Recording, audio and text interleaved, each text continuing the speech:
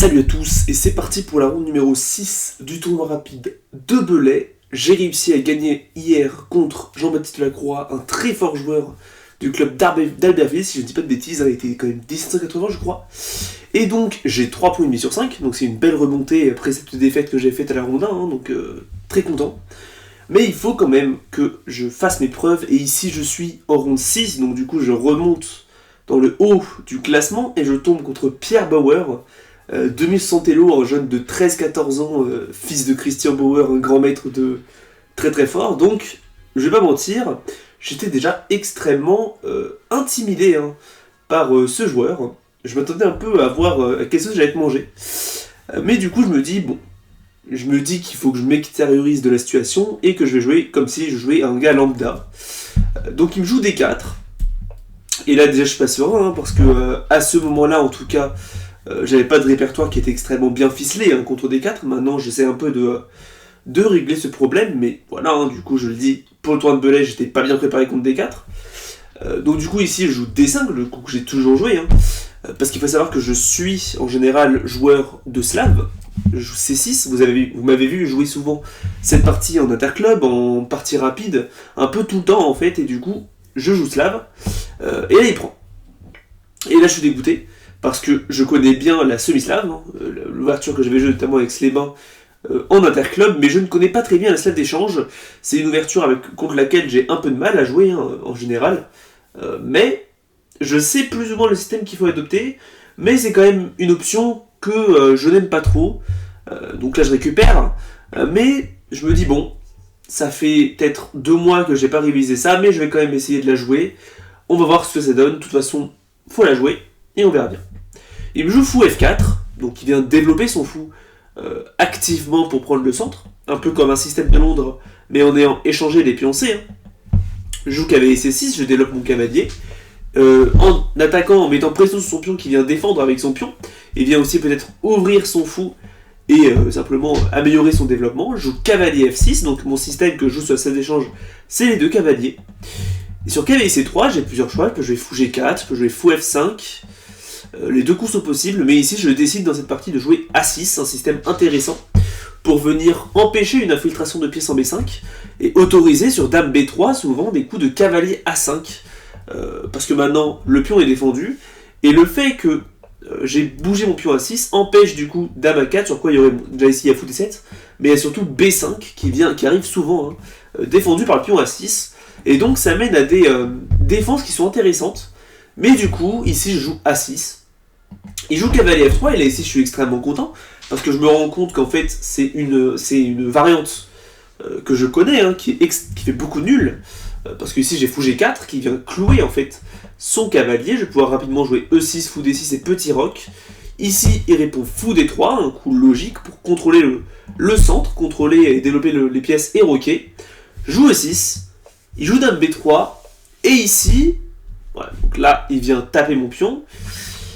Et c'est juste me dire que c'est une ligne qui est classique de mon répertoire, et donc je vais jouer rapidement cavalier A5, mais il faut savoir que c'est une erreur, et Pierre va rapidement réussir à me punir, c'est-à-dire que la partie elle a duré genre 20 coups, donc je vous spoil, j'ai perdu cette partie, voilà, pas de surprise, mais pourquoi j'ai perdu? Pourquoi ça perd? Ici en réalité, comme ça si vous jouez la slave, vous pouvez aussi apprendre comment ne pas vous faire défoncer quand vous jouez le système avec A6. L'idée c'est que quand il y a la vision du cavalier, du fou et de la dame ici sur cette case, souvent, et ça je le savais, mais j'avais sous-estimé, il y aura beaucoup de sacrifices à base de cavalier pour B5. Surtout si mon cavalier n'est pas là, parce que sinon il n'y a pas d'échec. Mais bon, l'idée c'est que là-dessus, après tac, par exemple tac et B5, c'est la partie, il y a souvent des cavaliers pro B5, des fous pro B5 pour venir jouer sur le roi qui est encore là. Et pourquoi ça marche? Parce qu'en réalité, du coup, souvent, je vais devoir, avec les noirs, revenir en arrière pour boucher la vue de ces pièces pour éviter de me faire attaquer sur le point de mourir, enfin sur le point de perdre la position. Mais ce qui se passe, c'est que du coup, je n'attaque plus les pièces et mon cavalier est cloué. Donc lui, il va pouvoir rapidement venir avec son cavalier, jouer encore sur de la pression, avec la dame et le fou ou le cavalier qui attaque avec les pièces. Le fou vient aussi vraiment gêner mon développement, parce que je ne peux pas développer mon fou, et c'est extrêmement bizarre.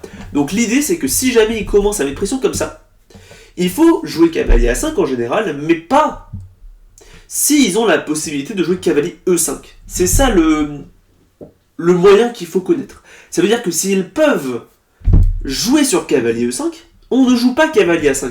Parce que quand on joue cavalier A5, on attaque la dame, d'accord, mais on donne la possibilité de se sacrifier en B5, mais surtout on donne la possibilité de venir en E5 avec le cavalier. C'est-à-dire que quand je bouge en A5, donc la partie, mon cavalier ne défend plus la case E5, et lui il va pouvoir jouer dame A4. Ici j'ai plusieurs choix, mais jouer par exemple cavalier C6 serait limite suicidaire, il y aurait cavalier E5 qui joue sur le cloage, donc on voit déjà le problème. Si je joue cavalier D7 par exemple, c'est un peu pareil, il y a cavalier E5 et le cavalier est cloué, hein, donc c'est compliqué. Donc ici je joue B5 en me disant ok, je tiens, il va devoir revenir en arrière, et là, il me surprend, il joue assez rapidement cavalier prend B5, et je calcule, et je me rends compte que ça va pas. Et là je me rends compte que je suis perdant du coup, parce que je me rends compte qu'après prise, je suis obligé de défendre avec mon cavalier, hein, mais du coup je me rends compte qu'il y a cavalier E5, avec le fou qui tape, il y a le fou qui tape aussi, je n'ai aucun moyen de survivre. Je joue prise, je suis obligé, hein, je récupère ma pièce, fou prend B5, cavalier D7, je me dis ok bon, je me fais attaquer de partout, mais est-ce que ça compense vraiment pour la pièce?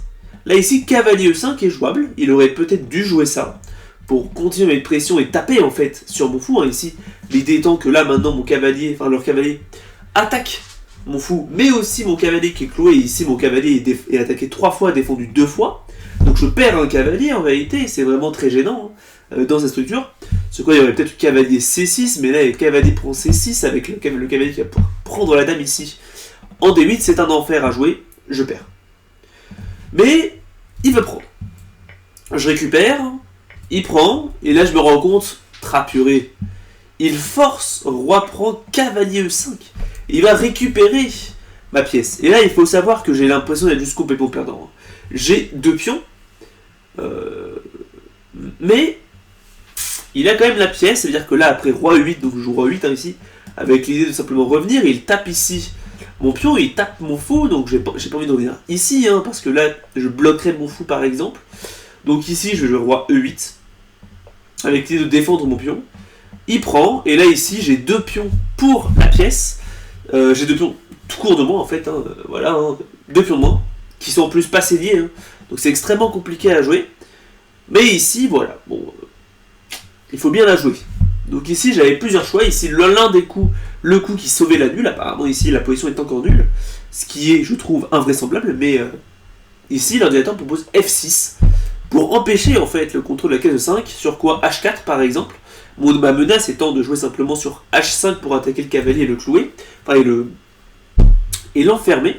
Donc ici H4 coup meilleur, enfin coup intéressant, H5 cavalier H2, et ici apparemment c'est égal après le cavalier B3, avec l'idée que là tu es obligé de bouger ta tour et je vais pouvoir simplement récupérer le pion, avec un pion de plus pour lui, mais j'ai quand même énormément d'activité, je n'avais pas vu ce coup de cavalier B3 qui aurait probablement été pas mal. À la place je vais juste jouer tranquille, il faut savoir que comme je l'ai dit, hein, pendant ces premières rondes, j'étais pas bien. Dans ce tournoi, j'étais pas bien, j'étais juste extrêmement fatigué, épuisé. C'est compliqué de jouer quand on est fatigué, épuisé. Mais du coup, je vais me dire, bon, j'ai une pièce de moins, j'ai l'impression d'être perdant, mais du coup, j'en perds mon objectivité, je vais me dire, ok, bon. Je vais jouer fou B4, ça m'a l'air d'être un coup de toute façon très logique, hein, parce que je viens taper en fait le roi et développer mon fou. J'ai l'impression que c'est un coup qui est ok. Mais j'avais un coup mieux du coup cavalier B3. Le problème c'est que maintenant ce roi E2, donc le coup qu'il a joué est le meilleur, cavalier B3 ne marche plus. Parce que si je prends maintenant le problème, enfin s'il prend, la tour elle est défendue. Et donc je ne gagne rien. Donc ici je perds simplement une pièce. Donc j'ai perdu en fait l'occasion de développer mon cavalier comme je le voulais. Je joue cavalier C4 du coup pour essayer de trouver de l'activité autre part, taper sur le pion. Cavalier B3, je joue cavalier A3 ici. Avec une idée peut-être de jouer sur cavalier B5, cavalier C3 et jouer peut-être sur la fourchette avec ma tour qui met aussi pression sur le pion. Je me dis que ça peut passer, il joue tour AC1, je suis très content hein, parce que je me rends compte que du coup j'ai peut-être le pion A2 qui serait sur la sellette. Ici je joue cavalier B5 pour empêcher une infiltration de pièces en C7, notamment de la tour. et ouvrir du coup la vue de ma tour sur le pion en A2, qui aura tendance peut-être à être en l'air. Il répond assez rapidement A4, attaque mon cavalier, je joue cavalier C3 pour essayer de l'activer, roi D3 et je me rends compte qu'en fait je suis pas bien. Parce qu'il attaque mon cavalier 2 fois, je ne le défends qu'une seule fois, ok, si jamais il échange tout, il a gagné 6 points et je n'ai gagné 5 points, donc il gagne du matériel et pas tant que ça. Les deux pièces sont en général plus ou moins aussi fortes que la tour, même si la tour est considérée comme plus faible. En général, donc il gagnerait à l'échange, mais c'est pas non plus fatal, quoi. Je joue tour C8, donc j'essaye moi de limiter les dégâts en défendant encore une fois le cavalier.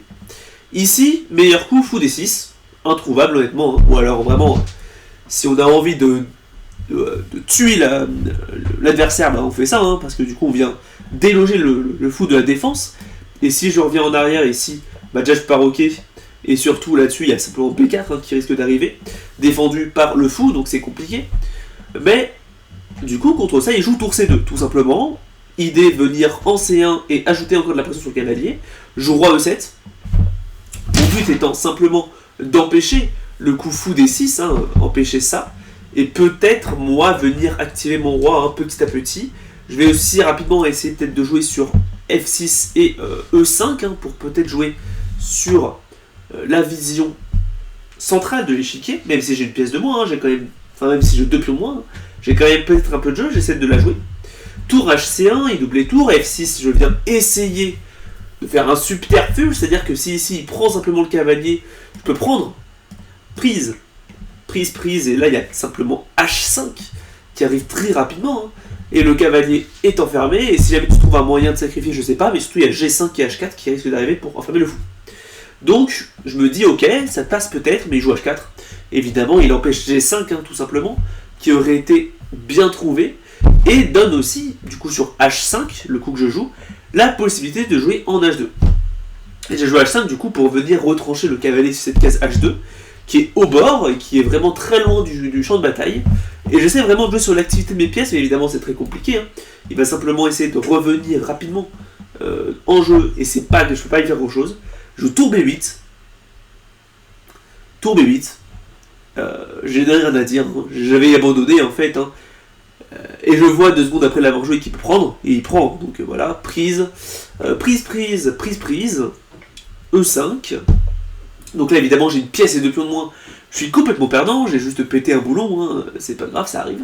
Mais du coup j'essaie quand même de la jouer, parce qu'il y a des moyens que je fasse patte. F3, roi D6, je m'active, cavalier F1, G5, prise, et ici j'ai arrêté de noter, parce que déjà je manquais de temps, et puis j'avais plus envie de noter, hein, tout simplement. Parce que je suis complètement perdant, le gars il est quand même 2600 élo, fils de grand maître.